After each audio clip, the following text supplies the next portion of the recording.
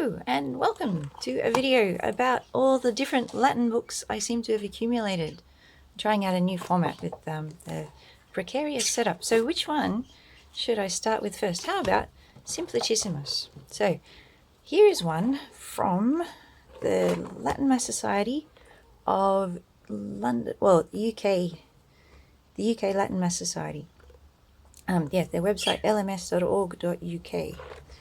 Simplicissimus is one I came across long ago. They used to have it, I think it was actually a freebie, and I downloaded it as Word docs, but the page breaks are all in funny places. Sorry about the background budgies. Anyway, yes, Simplicissimus, an entirely new approach to learning the Latin of the traditional Roman Missal. So it's really cool in that it focuses quite exclusively pretty much on the Latin in the Missal, which gives you quite a lot of Latin, really, because you got all the Gospels, you got prayers, you got hymns. So apart from all the introduction and stuff, lots of introduction, and so this is pronunciation guide. That's still introduction. Finally, yeah, what you get to. So the action I found when I was going through this, it seems to go through things fairly quickly. So it doesn't drill you, because usually if you're using Latin in the Mass, you're just following along with it.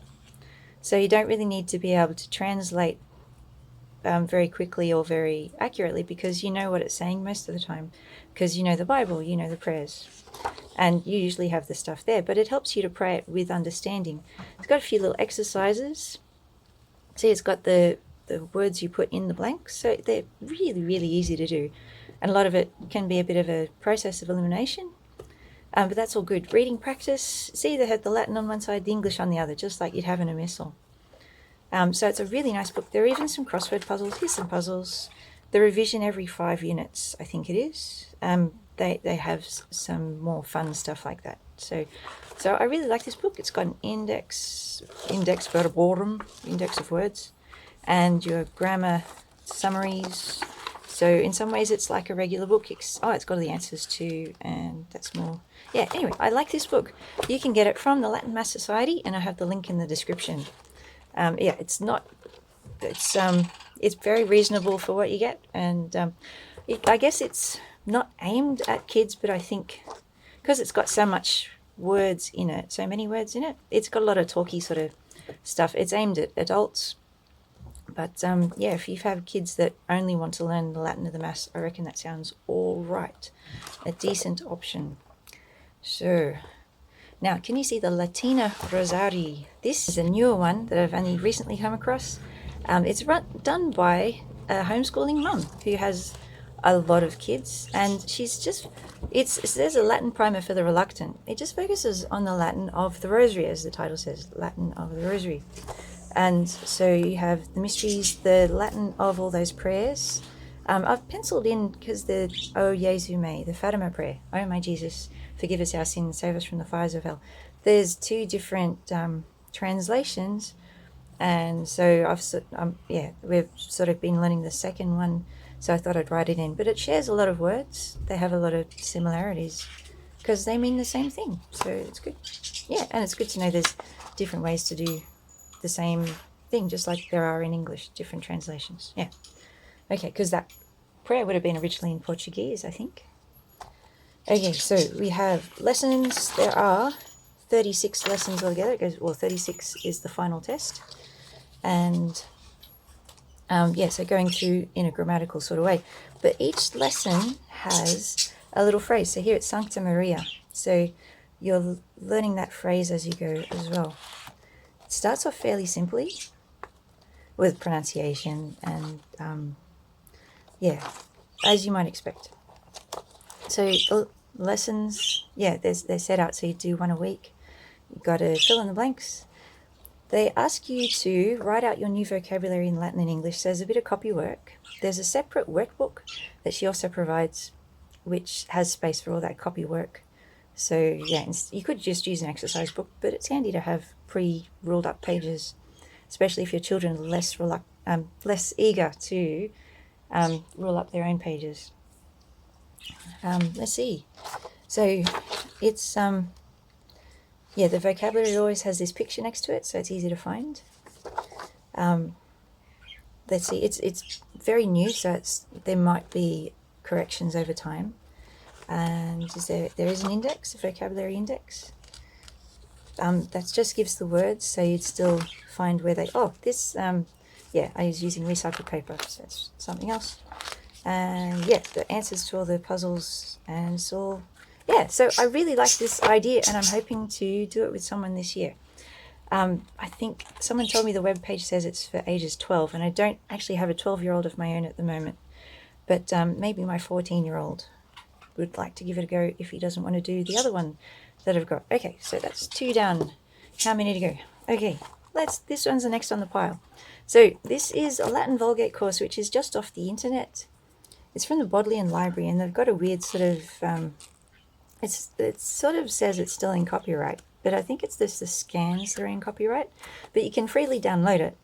And the scans are in pretty good condition, so you could print it out like I've got here. But what I did was, because it sounded like, because it's a Latin course based on the Bible from 1895 or something, 1875. I can't remember, I can't see this year on it at the moment. But anyway, you got the idea. So I typed it all up using LaTeX. There you go, 1874. See? My copy's easier to read already. So I'm just you can see the old one is a bit more busy and the new one's a bit more clean and spaced out a little bit. And it has taken me a long time doing this, and I don't really think about how much time I've put into this already, but I haven't quite finished it. I'll put the link in the description where I'm up to. But it starts off, it doesn't go lesson by lesson really. It does, the first part is a very long grammar, so a summary of all your Latin grammar, with examples from the Bible. Da mihi hanc aquam, give me this water. That's the woman at the Samaritan woman at the well. Hic dicet tibi quid te operateat facere. He shall tell thee what thou oughtest to do. Oh, would that be... It's not Jesus telling them to go and prepare the Last Supper, is it? Slightly different, isn't it? Anyway, you can try to figure out where in the Bible it doesn't actually give you chapter and number references for a lot of them, but that's sort of part of the fun. Oh, omne scient me, all shall know me. Yeah. Bene omnia fecit. I like that one. He has done all things well. So then you get to what passes for lessons is the delectus. If I find, there you go. So I've renamed it lessons in here. It's delectus in the original. Because who's ever heard of a delectus? Each one has a long vocabulary, so it's quite a big chunk. And then a delectus, sort of things to read, and in the original it has an extra section of exercises where you can take this English and have a go at translating it into Latin. You see there's a footnote, it's got a little clue in the footnotes. So yeah, it's quite thorough. It's because it's from when people used to do a lot of memorization and used to discipline children who didn't memorize all their lessons. So it's got a high sort of bar, but yeah, it's up to you how much you supervise that, I guess, or you enforce that. So it is a really interesting book, and because it's aiming at the Bible rather than at Caesar's Gallic Wars or anything like that, if you're into reading the Bible, you'll find these examples really good. They've got some sort of husbandman plough is a typical sort of thing, because you're using the first declension. So husbandman would be agricole, and plough would be arant. Yeah, so some of it's typical militaries. You don't get so many soldiers in the Bible, but you do a bit. Nauta, how many sailors are in the Bible? Oh, the apostles were all half fishermen, weren't they? Anyway, so it's sort of a mixture of typical old-fashioned, what do you call it? Typical old-fashioned how to learn Latin books and biblical sort of things.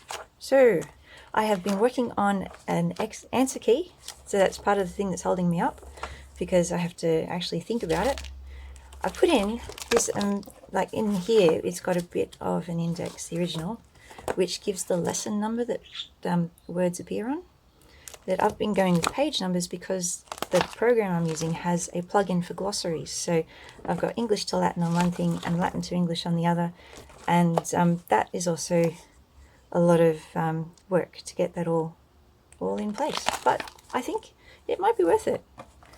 Yeah, at the moment it's available free. It's a work in progress. It's just a PDF. I haven't put it together.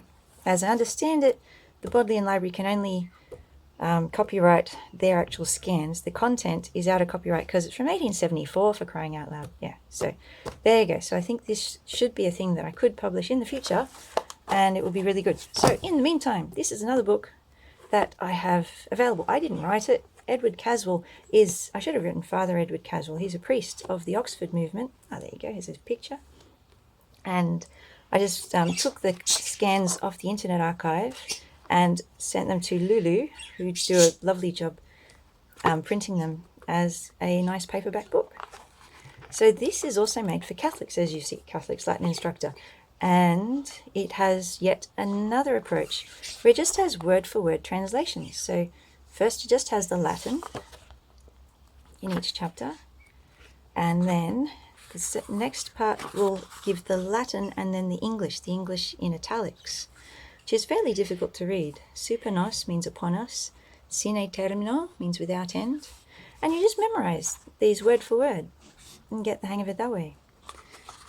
I missed in the middle, it just has the straight Latin of the actual text. So it does, chops them up into different parts of speech, and then the full texts, then the Latin and English for the parts of speech, and then the Latin and English for the full texts, I think. Yeah, there you go. Versicle, praestatisti, thou gavest eis them panem bread de cielo, from heaven. There you go. So this is this book written by a priest who knows his stuff. It's separated, each chapter is one for benediction, for if you're a person in the pew who attends benediction, it's a good start. The Mass for the point of view of, let's see, one's for servers, there's serving at Mass. So this is more for singing along for a sung Mass. So we get to, or even a dialogue Mass, we're saying the Kyrie, the Gloria in Excelsis Deo, Dominus Vobiscum, that's really short, yeah. So all those parts that the congregation is supposed to join in with during Mass. Then if you are serving a Latin Mass, there's more stuff, because the altar servers do have more things to respond to the priest, although a dialogue Mass you might have that as the congregation as well. Anyway, there's a lot of stuff. Then chapter 4 is prayers and various offices. Oh, prayers and offices, various prayers and offices. So miscellaneous prayers. So this would be where your rosary prayers come in. That was probably before the Fatima prayers came in. Yeah. Yep, okay, so there's all stuff that's useful. And, okay, so that's part 1 of the book, actually. First course. Then, I see. Okay, so in the middle is a grammar, like we saw with the the Vulgate Latin course, where you have all these long tables of different endings. And then they start the first course, which starts with Sunday Vespers. So if you're learning Vespers, there you have a way to study it. So by parts of speech first, groups by parts of speech, and then I haven't actually gone this far in the book. But anyway, yeah, getting a bit more into the grammar so that you can learn the grammar of the Latin while you're looking through the prayers of Vespers. If I know that hymn, which is Creator Optime. I should know the Optime, lucem dierum proferens. Anyway, yes, so there's lots of stuff in there. And select hymns and sequences. Iste confessor Domini colentes, which of course is not the chant tune. O gloriosa viginum sublimus intercedera. That's one from the Little Office. There you go. What's that one? Stabat Mater. That's very famous for Good Friday. Okay, I'm getting carried away. We just want to go through the books. Oh, Little Dictionary, yes. So it has a lovely dictionary. It's not cross-referenced to the page numbers in the book, just a normal Latin dictionary. Latin to English, not English to Latin though, I think. Yeah, just Latin to English. There you go. So that's the Catholic's Latin Instructor, and I'll have the link in the description. Next one, Elements of Latin, which is secular. So if you've been saying, why is all this stuff biblical? You're probably listening to the wrong channel. But anyway, if you don't like biblical, here is a normal secular book. So Benjamin Duge, if you've been looking for free Latin books on the internet, you'll probably have come across his other book, and I think it's beginner's Latin, something like that, which he wrote first, which is all over the place. People have answer keys. It's even on Project Gutenberg, I'm pretty sure, and it's good. But then I found out this Elements of Latin is one he did later, which was like a version 2.0, an upgrade, and it's also a little bit shorter. It had less vocabulary, but when you're looking at vocabulary, Baculus jubet locum muro alto muneri, which is all Caesar's Gallic Wars, which I'm not that familiar with, and I haven't got a great burning desire to read Caesar's Gallic Wars, funnily enough. But yeah, it has pictures, ancient history type things. My scan isn't quite perfect, but yeah, I tidied up some free scans. I put it on Lulu again. There's a picture of Benjamin Dooge. I like putting the author's picture on the back. And, oh, there you go. He wrote Latin for Beginners 1909, and then this one in 1921 after some more experience. Yeah. So it's a high school text. It's written as, I think it's supposed to be second half year, so all in 1 year. But it's the sort of stuff that you would get through in a 2 or 3 or 4 year course by modern standards. So you'd be doing well to get through, that's 56 lessons in the first part in 1 year, I think. Because the lessons are fairly intense. Yeah, each paragraph has got a number. So that's how those numbers work. It's a bit of flipping backwards and forwards. It does have exercises here, but the vocabulary is in the back. Oh, there's a Latin play. There's lots of goodies in here. Ah, music. Oh, okay, I forgot about those. Review of lessons, so each 8 lessons or so, 7 lessons. There's, oh, a round. I like rounds. Okay, concentrate. Reviews, yes. That's always good for memory.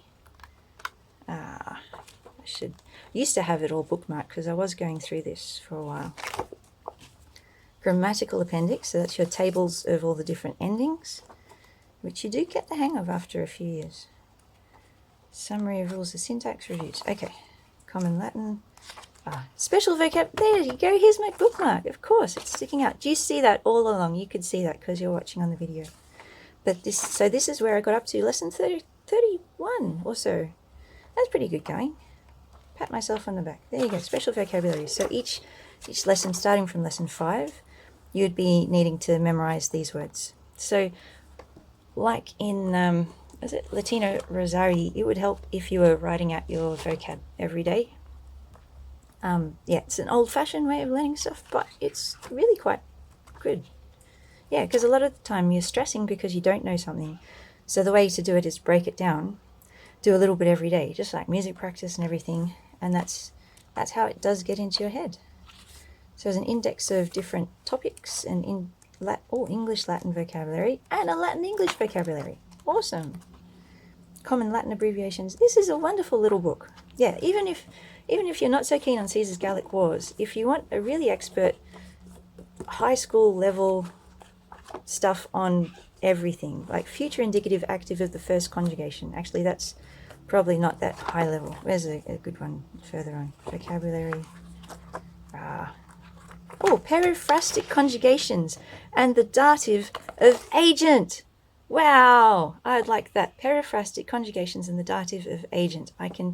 I don't know what that means. But the dative of agent, there's all these accusative of, or ablative of place, ablative of something, all these different things that you don't actually have to know very much for biblical Latin because they make it easier. It's more the classical. You need to know more. So, yeah, so if you want to go more and more into Latin, there's the Key. The Key is a separate book. The Key is actually available on Amazon because they can do paperbacks, but the coil bound, I really wanted this coil bound so it would lie flat and it'd be more usable. And so that's only available through Lulu. So they're both available through Lulu, but this one is also, should be on Amazon. Haven't actually checked, but I'll put the links in the description. Yes, so the Key is great because it has all the answers. Okay, second last. Okay, 2 more. Okay, Visual Latin. Here is one I would love to have. They do have an affiliate thing, but I haven't actually got anywhere signing up for the affiliate thing because I'm in Australia and their affiliate deal only works in America. So Visual Latin, I'm not getting paid to spruik this, but this is one that I actually bought and you can see I've actually used. This is my child doing these things. It's based on the Bible, but it's a dumbed down version of the Bible. It's done by a guy who isn't Catholic, but he's quite likable. It comes with a whole lot of videos, so you get access to the videos. You can opt for the DVD version, which is very handy because their thing to download the videos takes forever. And so I've got Visual Latin 1 and 2. None of us have started Visual Latin 2 yet, but yeah, Visual Latin 1 has been kind of good.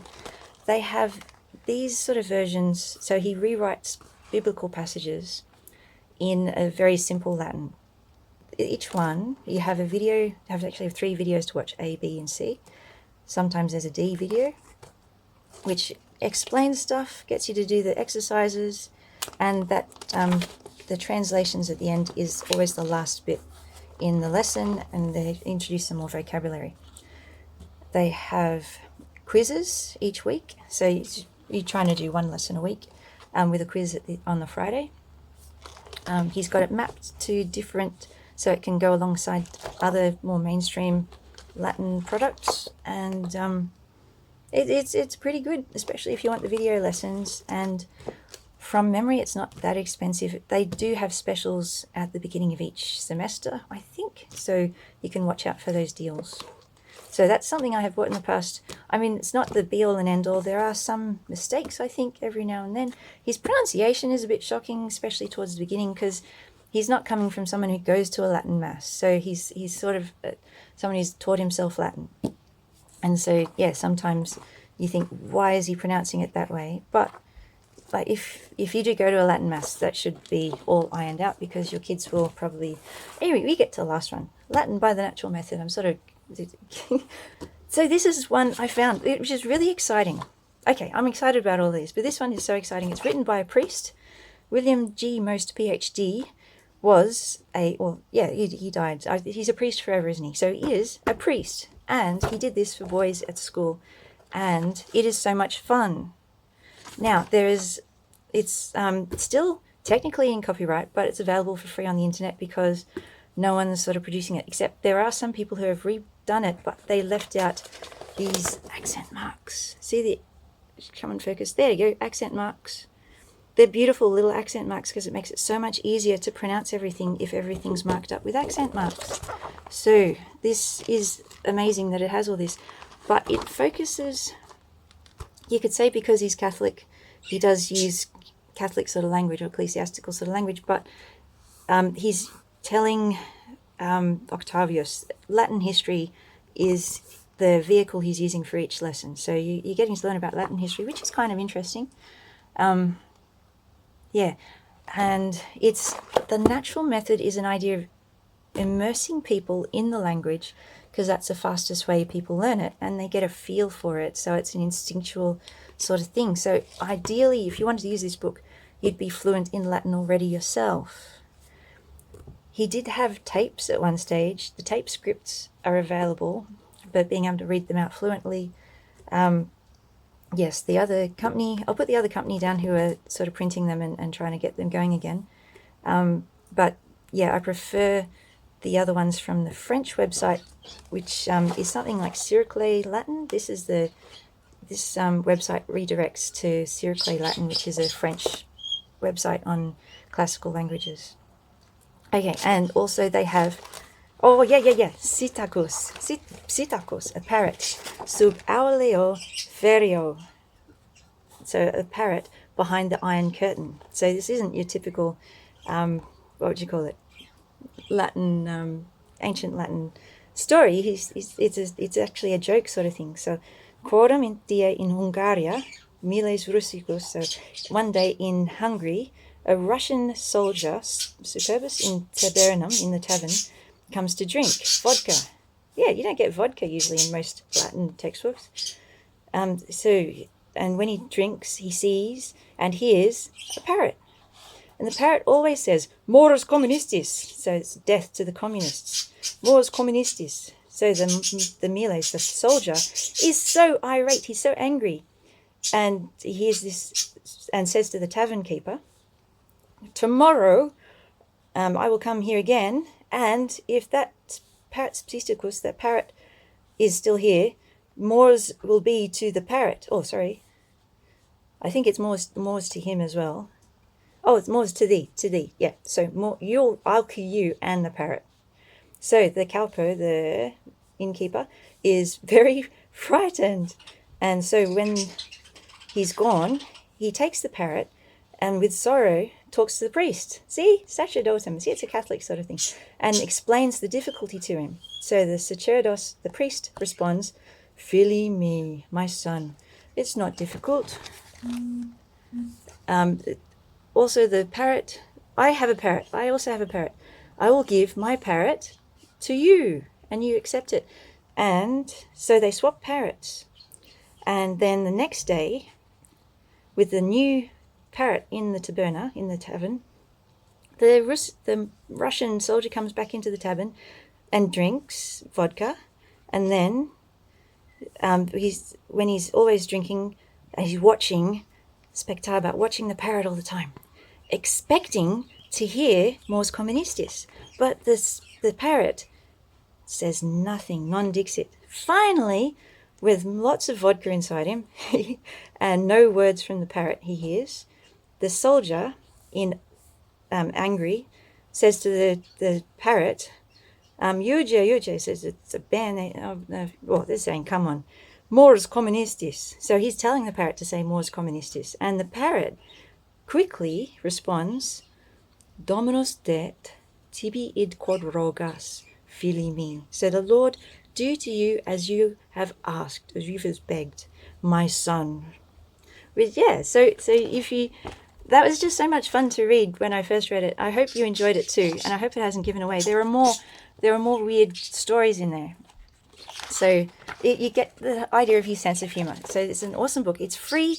You just go print it out and enjoy it. If you want to use it as your thing, it's fairly heavy going if you want to memorize all of it, but you don't have to memorize all of it if it's just for you. You are your own teacher or your own homeschool person.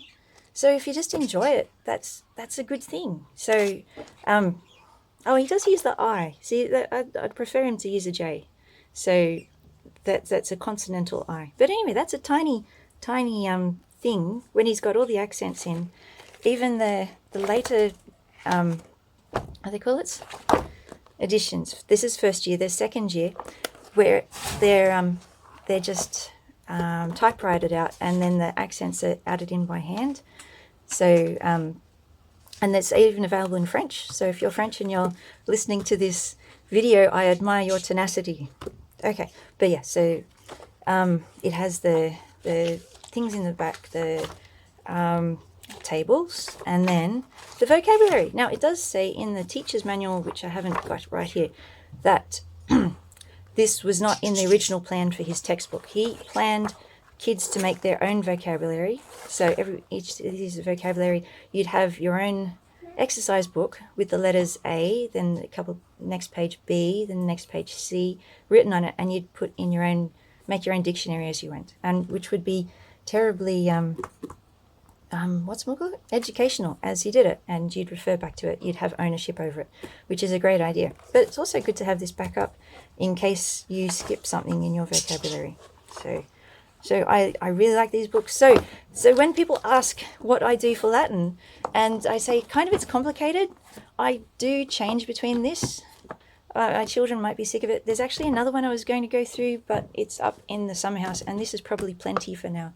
So the other one, if you want to look into it, is Latin Without Tears, which is an old book like this that I've printed off the internet, but it just goes through introducing one word a day, making your own sentences. So it's aimed for very young children. And yes, I'll do a future video on that, but that should give you enough for this video. So I hope that all worked well. It went on longer than I expected. God bless and happy Latin learning. Bye.